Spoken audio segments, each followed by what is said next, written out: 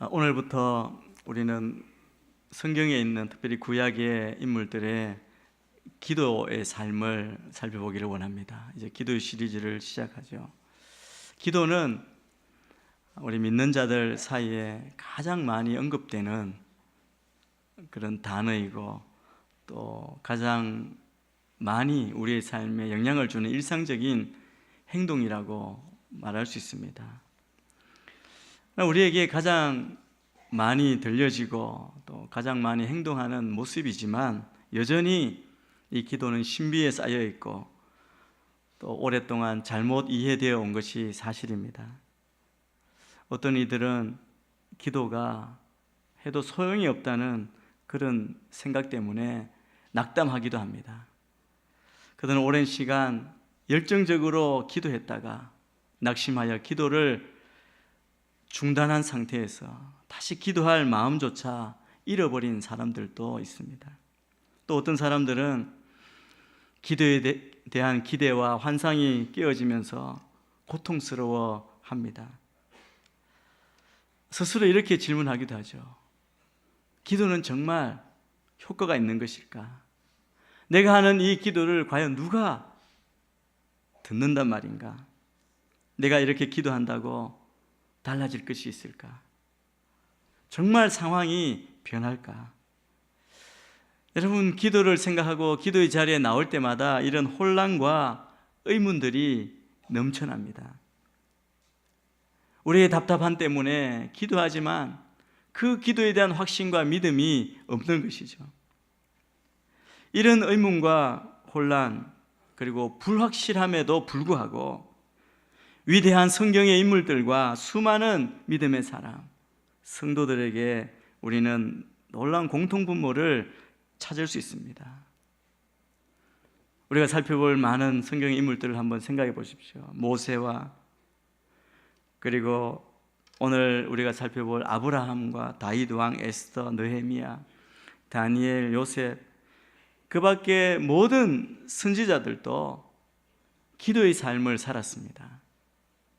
물론 예수 그리스도께서도 이 땅에 오셔서 가장 우선순위로 기도하시고 기도에 헌신하셨습니다. 이 모든 분들의 삶을 들여다보면 기도가 그들의 인생과 형편에 직접적인 영향을 미쳤음을 알게 됩니다. 기도가 그들의 삶을 변화시켰고 또 그들이 기도함으로 놀라운 역사가 일어났습니다. 이런 많은 증거들을 통해 우리가 한 가지 사실을 분명히 확인할 수 있습니다. 그것은 우리가 기도에 대해서 어떤 혼란, 어떤 의문, 우리가 어떻게 생각하는지 관계없이 기도는 역사하는 힘이 있다는 것이죠. 기도는 분명히 역사하는 힘이 있습니다. 그런데 그것을 우리가 경험하지 못하고 있을 뿐입니다. 우리가 기도하면 하나님이 일하시고 하나님이 움직이시는 줄 믿습니다. 그러므로 하나님의 사람들이 드린 기도를 통해서 우리가 이 기도를 배우며 하나님이 가르쳐 주신 기도의 원리와 하나님이 원하시는 기도의 삶으로 우리가 나아가기를 원합니다. 하나님이 목적하신 기도를 드리는 그 일에 우리의 힘과 노력을 기울여야 합니다. 그럴 때 우리가 드리는 기도는 비로소 힘을 얻게 됩니다. 나의 기도가 후공의 메아리처럼 사라지지 않고 주님이 들으시고 응답하시는 그 응답을 경험하게 될 줄 믿습니다. 오늘 우리가 읽은 창세기 18장에서 우리는 아브라함의 기도에 대해서 배우게 됩니다. 믿음의 조상, 믿음의 사람 아브라함은 한마디로 기도의 사람이었습니다. 갈대아 우르에서 하나님의 그 부름 앞에 순종하며 갈 바를 알지 못하고 나아간 아브라함.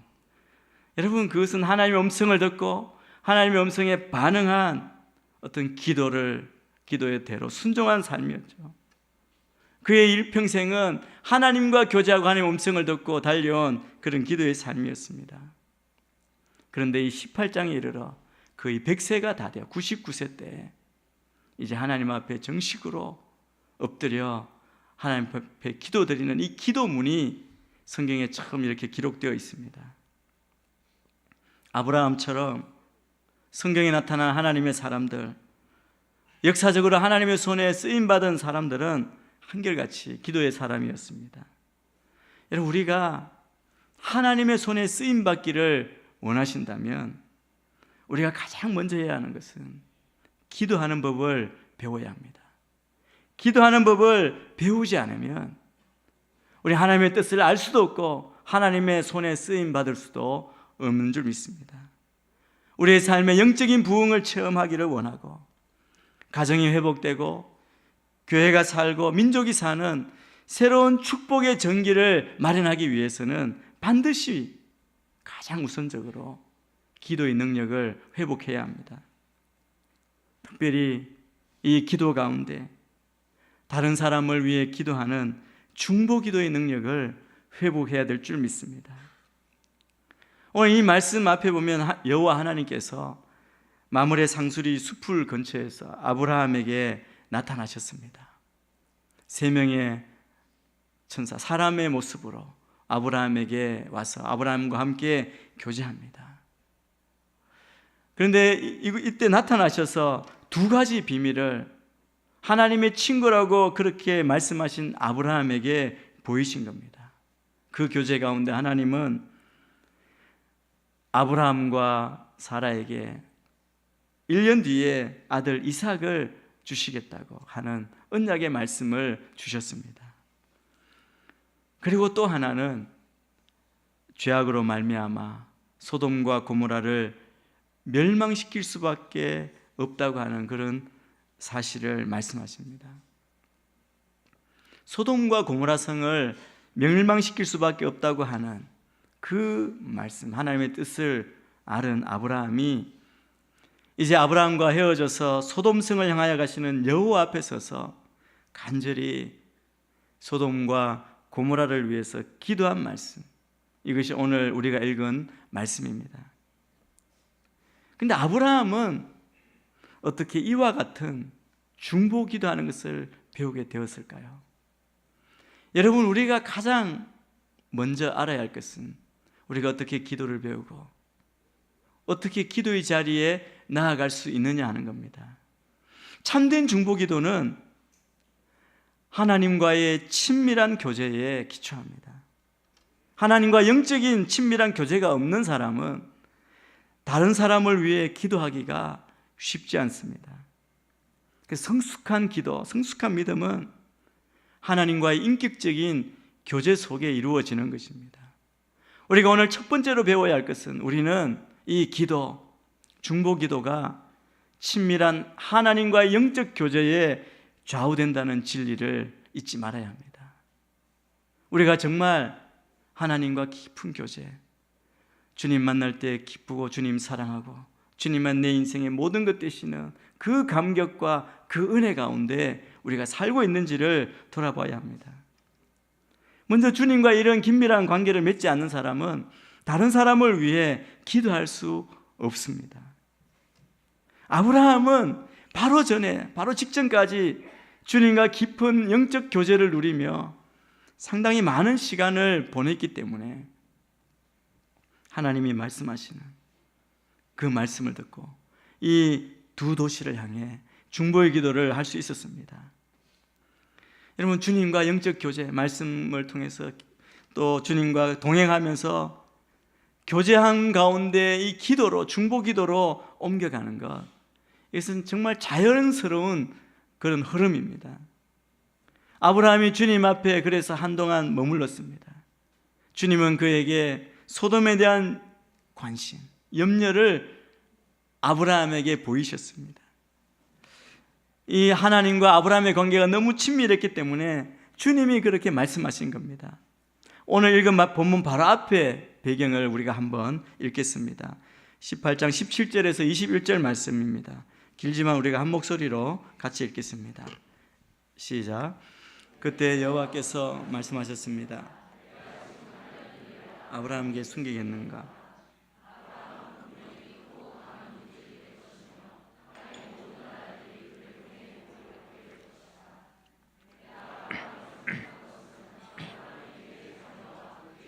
자손들에게 명해 여호와의 길을 지켜 의와 공의를 실천하게 하기 위한 것이다.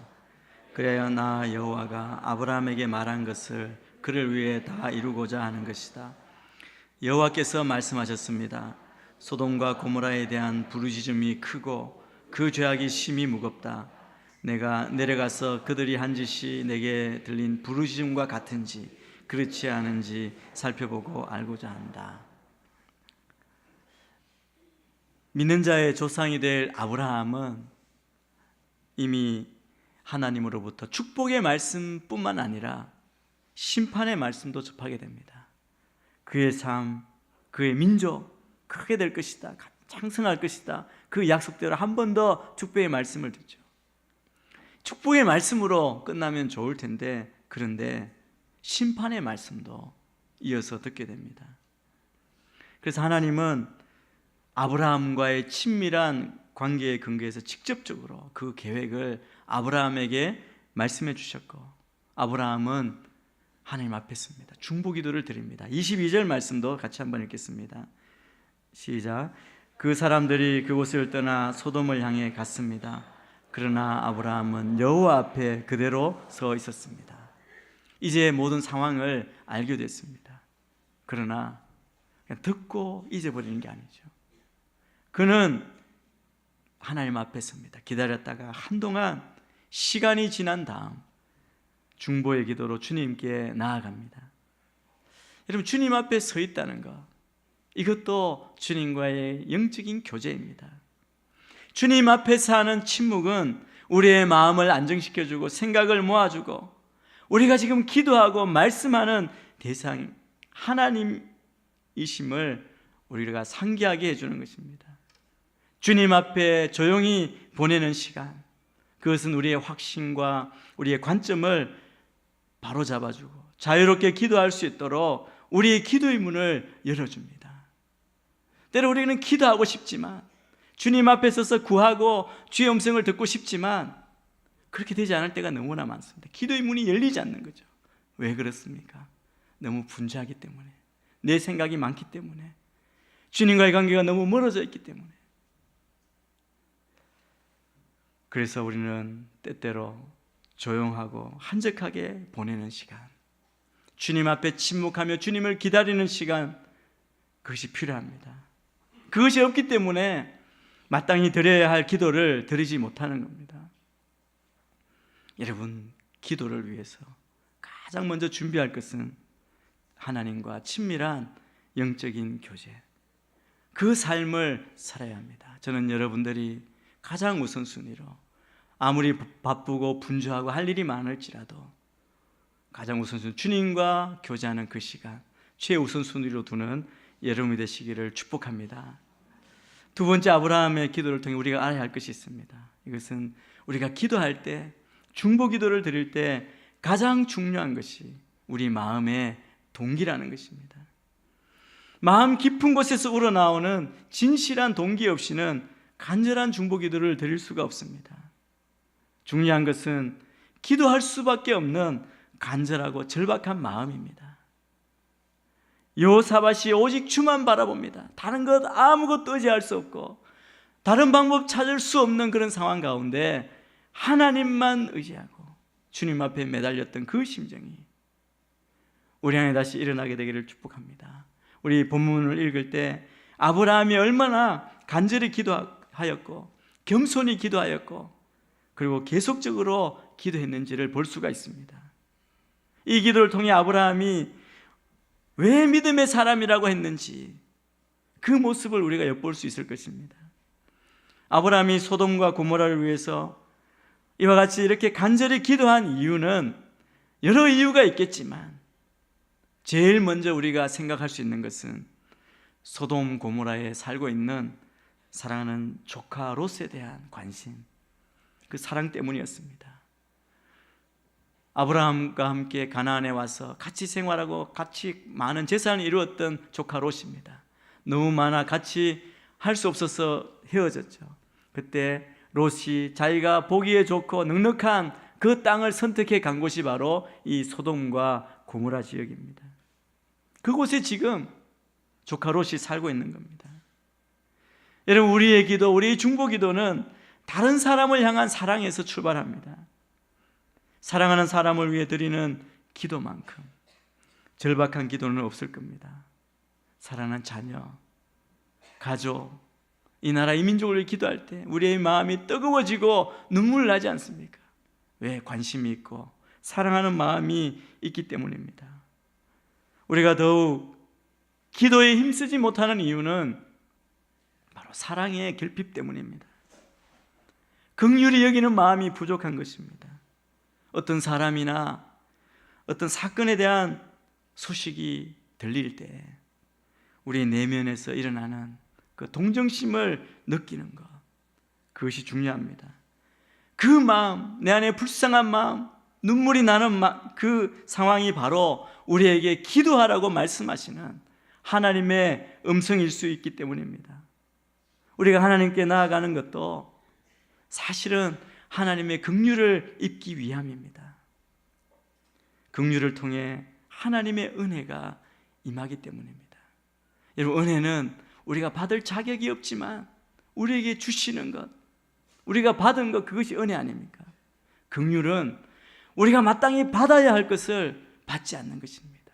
징계와 심판과 죄의 대가를 받아야 하지만 우리를 불쌍히 여기셔서 우리로 그것을 받지 않게 하시는 그 하나님의 사랑, 이것이 긍휼입니다. 그래서 히브리서에 나오는 대제사장의 가장 중요한 자격은 죄인을 긍휼히 여기는 마음이었습니다. 우리 히브리서 4장 15절 16절을 한번 읽고 가겠습니다. 시작. 이는 우리에게 계신 대제사장은 우리의 연약함을 동정하지 못하시는 분이 아니며 또한 모든 면에서 우리와 동일하게 시험을 당하셨으나 죄가 없으신 분이기 때문입니다. 그러므로 자비하심을 얻고 필요할 때 도우시는 은혜를 얻기 위해 은혜의 보좌 앞으로 담대히 나아갑시다. 우리가 주님의 그 긍휼을 얻기 위해 우리를 불쌍히 보시는, 우리에게 은혜를 베푸시는 하나님의 보좌 앞에 우리가 담대히 나아갈 수 있는 담력을 우리가 얻는 것이죠. 우리의 기도, 중보기도의 동기는 긍휼히 여기는 마음입니다. 우리가 잃어버린 영혼을 위해 기도하는 것도 바로 긍휼히 여기는 마음 때문입니다. 이 중보기도는 다른 사람의 아픔을 끌어안고 그 아픔을 위해서 기도하는 것입니다. 아브라함은 앞으로 경험하게 될 롯의 그 고통을 끌어안고 중보기도를 드리는 겁니다. 우리의 참된 부흥은 중보기도를 통해 시작되고 완성됩니다. 진정한 부흥, 회복, 죽어가는 영혼들이 하나님께로 돌아오는 것, 죄인이 회개하는 일, 그리고 예수님을 영접하고 하나님께 온전히 헌신하는 이 부흥은 모두가 다 기도의 불이 떨어져 기도로부터 출발했습니다. 우리 안에 이 마음이 우리에게 부어지기를 위해 기도하시게 되기를 축복합니다. 잠잠히 주의 앞에 서서 주님과 교제하고 주님이 내 안에 말씀하시는, 외치시는 그 음성, 우리 안에 그 일어나는 그 감동을 가지고 하나님 앞에 나와 기도하게 되기를 축복합니다. 세 번째로 아브라함의 기도를 통해 우리가 배울 수 있는 것은 기도의 근거를 내가 구하는 것, 나의 필요보다 하나님의 성품과 공의에 두었습니다. 여러분, 우리가 기도할 때 다 기도의 제목이 있습니다. 어떤 누구든 다 기도의 자리로 나옵니다. 내가 요구하는 것이 있죠. 하나님 이것 해주세요, 저것 들어주세요, 이렇게 되지 않게 해주세요, 되게 해주세요. 기도하는 것 많습니다. 치유해 주세요, 나를 온전히 회복시켜 주세요. 우리의 필요가 많이 있습니다. 그 필요를 가지고 하나님 앞에 나와 기도합니다. 그런데 아브라함은 그 필요를 가지고 하나님 앞에 엎드렸지만 그의 궁극적인 관심은 하나님의 영광에 있었습니다. 다시 말하면 그는 모든 것이 지난 다음에 하나님의 하나님 되심이 밝히 드러나기를 원했습니다. 여호와 하나님은 온 땅의 심판자이십니다. 온 세상을 심판하시는 온 땅의 재판관이십니다. 이 고백이 무엇입니까? 하나님께서 온 땅의 주인이심을 고백하며 이러한 분이시라면 이러한 분은 마땅히 절대적으로 공정하신 분이므로 드러나야 하지 않습니까? 그렇게 하나님의 성품을 가지고 기도하는 겁니다. 그래서 아브라함이 말하는 거죠. 하나님께서 세상의 주인, 심판자이신 하나님께서 의인을 악인과 함께 멸하신다는 것, 생각할 수 없는 일이라는 겁니다. 우리 25절 말씀을 우리 한번 같이 읽겠습니다. 시작. 의인을 악인과 같이 죽이고 의인을 악인처럼 대하시는 것은 주께는 있을 수 없는 일입니다. 온 세상을 심판하시는 분인 주께서 공정하게 판단하셔야 하지 않겠습니까? 아브라함이 말하는 요지가 무엇입니까? 재판을 할 때 의인을 악인과 같이 취급해서는 안 되고 바로 이런 것이 하나님께서 하시는 엄정한 공의라고 믿었다는 것이죠. 그래서 아브라함은 이러한 하나님의 공의에 근거해서 소돔에 비록 소수라도 의인이 있다면 그들을 봐서라도 소돔이 멸망하는 일이 없도록 해달라고 그렇게 호소했던 겁니다. 아브라함은 하나님만이 심판할 권리를 가지고 계신 유일한 분이라는 사실, 그걸 고백하는 것이죠. 아브라함이 지금 기도하는 근거가 무엇입니까? 하나님은 이와 같이 하나님의 그 성품을 따라 행하실 분임을 믿습니다. 믿음의 고백을 하나님께 드리는 겁니다. 하나님의 인격과 영광에 기초를 두고 있는 기도. 여러분, 이러한 기도는 바로 능력 있는 기도입니다. 우리는 잘못된 목적으로 기도할 때가 너무나 많습니다. 마치 하나님은 그냥 우리의 기도를 들어주셔야만 돼요. 우리가 그냥 부리는 알라딘의 요술램프에서 나오는 지니처럼 그렇게 생각하는 기도가 얼마나 많은지 모릅니다. 이것은 잘못된 목적으로 하는 기도입니다. 지금 우리가 함께하는 이 본문을 보게 되면 하나님으로부터 소돔 땅의 멸망 소식을 들은 아브라함의 태도, 그 자세를 볼 수 있습니다. 하나님의 사람이 떠나고 그는 여호와 앞에 그대로 서 있었다고 말합니다. 이 모습은 이렇게도 볼 수 있습니다. 길 떠나시는 길을 막고 애원하는, 간절히 구하는 표현입니다.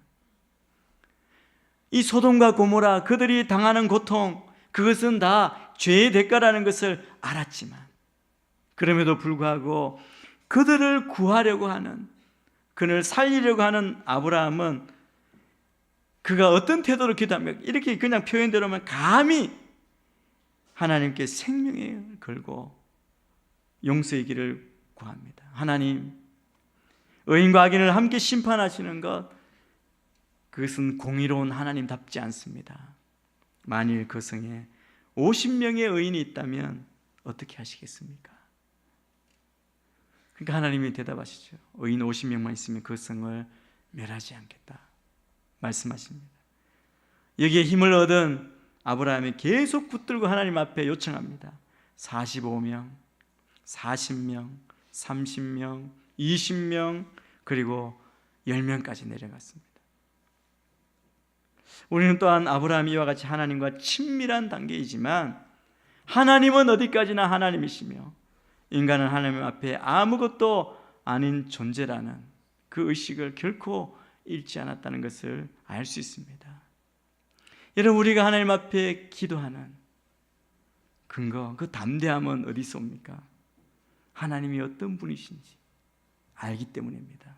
저는 여러분의 기도가 말씀에 하나님의 성품에 근거해서 기도하시게 되기를 축복합니다. 하나님의 약속하신 것을 결코 변치 않고 지키시는 분입니다. 하나님의 약속대로 우리가 기도하면 그렇기 때문에 온전히 응답받는 줄 믿습니다. 넷째, 아브라함의 기도는 담대하고 끈질긴 기도였습니다. 아브라함의 중보기도는 인내의 기도입니다. 끈질긴 기도입니다. 그러나 하나님께 가장 처음 이렇게 질문하죠. 의인 50명이 있다면 어떻게 하시겠습니까? 이 질문으로 기도를 시작합니다. 그러면서 말씀드린 대로 45명, 40명, 30명, 20명, 10명으로 숫자를 줄여가면서 계속됩니다. 여러분, 이 모습, 소돔과 고모라 성에 있는 사람들을 구원하기 위해 포기하지 않고 끈질기게 요구한 것입니다. 여러분, 그가 요청하는 이 표현을 한번 보십시오. 제가 비록 먼지와 재 같은 존재에 불과하지만 내 주여 노하지 마십시오. 제가 말씀드리고자 합니다. 제가 감히 주께 말씀드리고자 합니다. 내 주여 노여워하지 마십시오. 제가 마지막으로 한 번만 더 말씀드리겠습니다. 여러분, 이 아브라함의 태도가 어떻습니까? 하나님을 경외하는 마음, 겸손이 보이지 않습니까? 여러분, 이 기도가 마치 흥성과 같고 또 억지와 같아 보일 수 있습니다. 그러나 그렇지 않습니다. 아브라함은 정말 겸손하게 간절함으로 자기의 생명을 걸고, 그리고 자기의 유익을 도모하기 위한 것이 아니라 소돔을 향한 애타는 기도였고, 또 인간들에게 한없는 사랑을 주시기 원하는 시는 하나님의 그 본성에 기초한 기도였기 때문에 끝까지 인내하시는 하나님의 그 응답을 기대할 수 있었던 겁니다. 우리가 하나님께 어떤 문제를 놓고 구할 때 끈기와 인내로 간절하게 간구하시게 되기를 축복합니다. 하나님의 때가 있습니다. 그 때가 될 때까지, 주님 응답하실 때까지 우리 안에 그런 믿음, 인내가 있기를 바랍니다. 그럴 때 그 기도가 응답받습니다. 여러분 보십시오. 소돔은 정말 의인 10명이 없어서 멸망했습니다. 그러나 하나님은 아브라함의 기도를 들으시고 롯과 그의 가족을 그래도 구원해 주시지 않았습니까? 하나님은 우리가 끈기로 인내로 간절하게 구할 때 그 기도에 응답해 주십니다. 하나님은 한 번도 외면하지 않으십니다. 성도의 기도를 외면하지 않으시고 반드시 들어주십니다. 우리가 가진 담대함이 이것입니다. 하나님은 우리가 기도할 때, 주님 앞에 엎드려 구할 때 우리를 정말 기뻐하시고 사랑하시며 다 들어주신다는 겁니다. 우리가 어떤 말을 해야 할까? 그 고민할 필요 없습니다. 주님 앞에 나와 우리의 기도의 제목, 우리의 마음을 주님 앞에 올려드리는 것이죠. 그런데 우리가 기도하다가 응답이 없으면 얼마나 쉽게 포기합니까? 우리 중보 기도자의 자세는 계속해서 기도하는 것입니다. 우리가 특별히 하나님을 전적으로 의로할 때 의인의 강구는 역사하는 힘이 큽니다. 그리고 또 기억해야 할 것이 있습니다. 하나님은 한 사람을 찾으십니다. 하늘나라의 법칙은 악인이 이 땅을 주장하는 것이 아니라 의인이 이 땅을 주장한다는 겁니다. 10명의 의인이라도 그 온 땅 전체를 변화시킬 수 있는, 회개케 하고 주님 앞에 돌이킬 수 있는 그 힘을 믿었기 때문에 주님은 10명이라도 아니면 1명이라도 공의와 진리를 행하고 구하는 한 사람을 찾으십니다. 그 한 사람이 있다면 성을 멸망치 않겠다고 말씀합니다. 이러한 사건이 예레미야를 통해서 한 번 더 있습니다. 예레미야 5장 1절 말씀을 우리 같이 한번 읽겠습니다. 시작. 예루살렘 거리를 이리저리 다니며 정의를 행하고 믿음을 추구하는 사람을 단 한 사람이라도 내가 발견하면 용서해 줄 것이다. 하나님께서 안타까운 마음으로 이 말씀을 하셨지만 예레미야에게 뭐라고 말씀합니까? 예루살렘 거리 이리저리 다니며 둘러보고 깨달아라.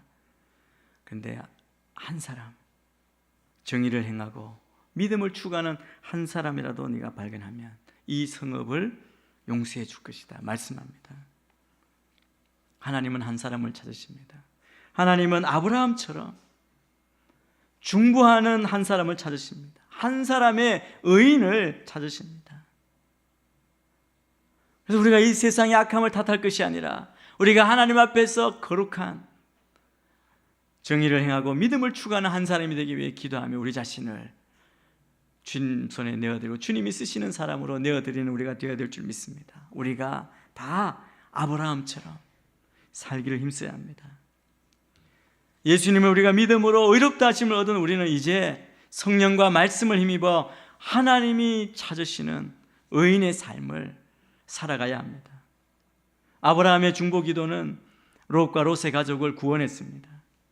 아브라함이 간절히 기도했지만 소돔과 고모라는 19장에 보면 연계가 올라오면 멸망했다고 말합니다.